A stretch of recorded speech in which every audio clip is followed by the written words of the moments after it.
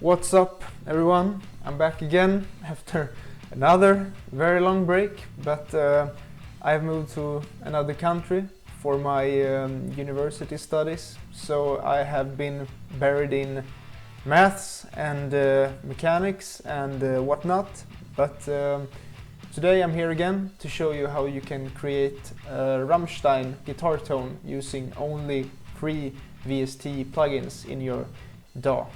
So why don't we jump into Ableton and see how it's done.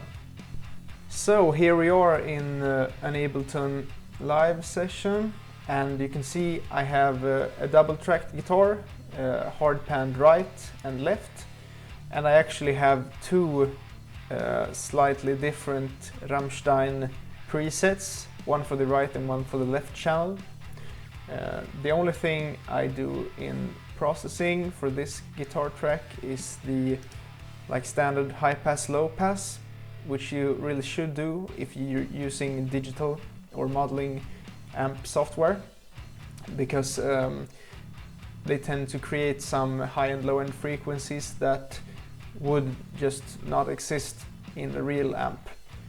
Then after that we have this little EQ curve, just to again take out some nasty frequencies, mainly the 3.5 to 4K region that you just have to clean up basically.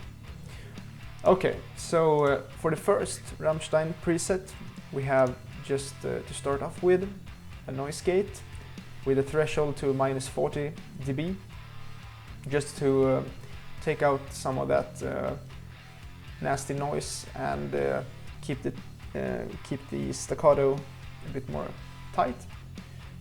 Not very aggressive attack, but 7 milliseconds will do the job, I believe. After that we have Tube Screamer 808 style with the standard metal settings. I keep the drive all the way down and just boost the signal coming into the front of the amp, so crank the volume.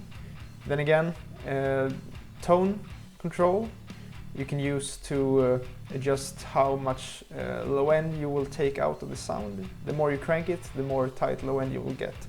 So I find it kind of appropriate in the 9 o'clock, or I should say 3 o'clock position.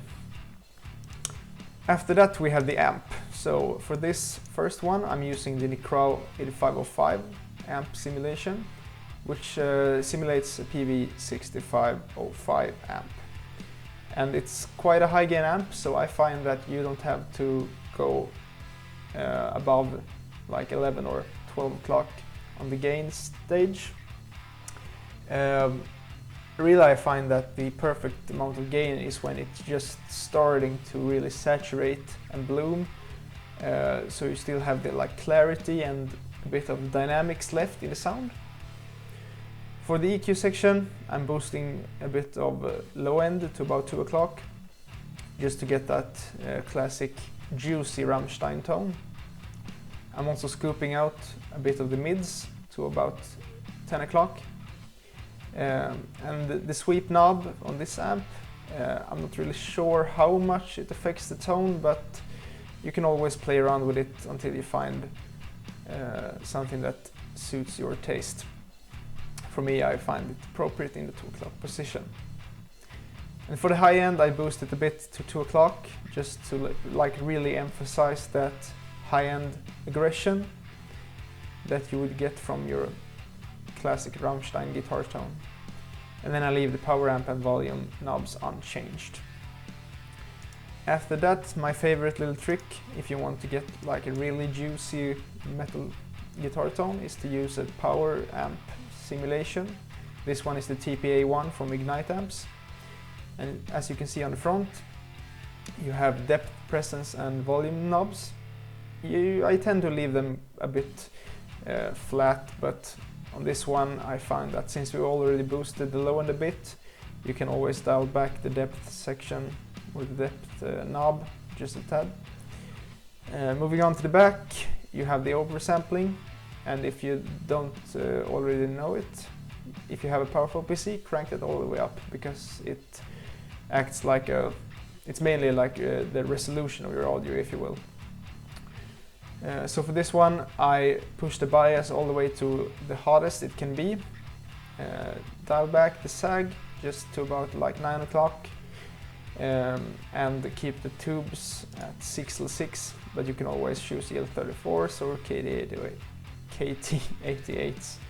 But I find that 6L6s will do the trick for the Rammstein tone. I dial back the feedback and keep the resonance flat. Then I adjust input level and output level so the signal won't clip in Ableton. Alright, moving on. After that I have quite an aggressive EQ curve actually, and the first band here is about 400 Hz, quite steep cut, and this is to take out what I tend to refer to as cardboard box frequencies, the like low mid mud that you really don't want in at least this Rammstein Guitar Tone, so I cut a bit of that out. And then the second band is a boost at about 1.3K, and this is to really emphasize again the aggression, but this time in the like upper mid region, and this really emphasizes the pick attack and the sort of grind, if you will, from your tone. And lastly we have the impulse response loader. Here I have two Catharsis Friedman impulses blended. So on the left I have a more, I would say, dark and juicy one.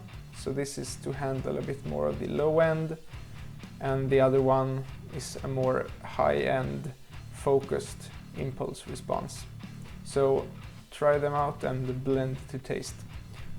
I think the Catharsis Friedman are most certainly the best free impulse responses that I have come across. So that's the first one. So let's move over to the second one. The second one has the exact same components as the first one, with the only difference being the actual amp. So this is the Pole Handler 456, and I'm pretty sure it's an Engel amp simulation. I'm not sure which model, but I mean the graphics speak for itself, right? So I go for the high gain channel and leave the drive knob untouched. You can always fiddle around with it depending on how hot your pickups are and so on, but don't go too far because you will get a muddy and nasty sound.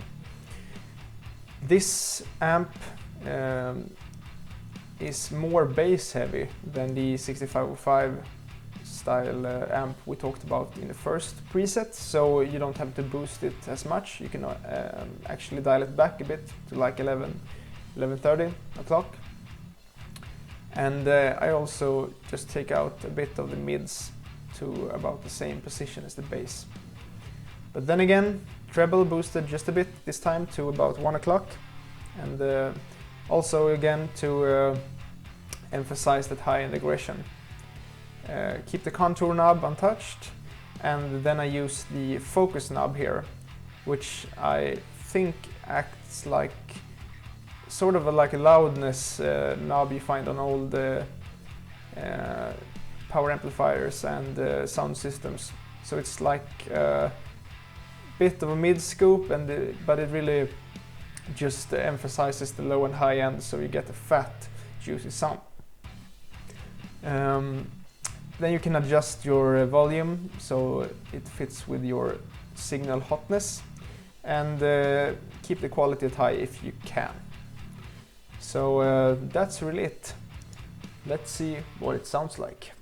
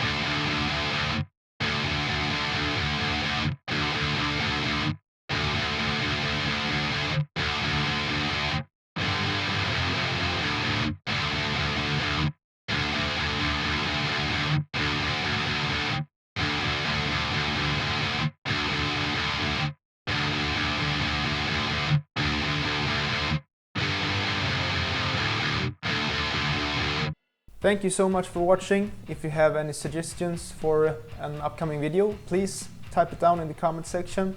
Be sure to like and subscribe if you enjoyed it. You can always follow me on my Instagram, where I post some guitar content. You can follow me up here. And then see you again next time. Cheers.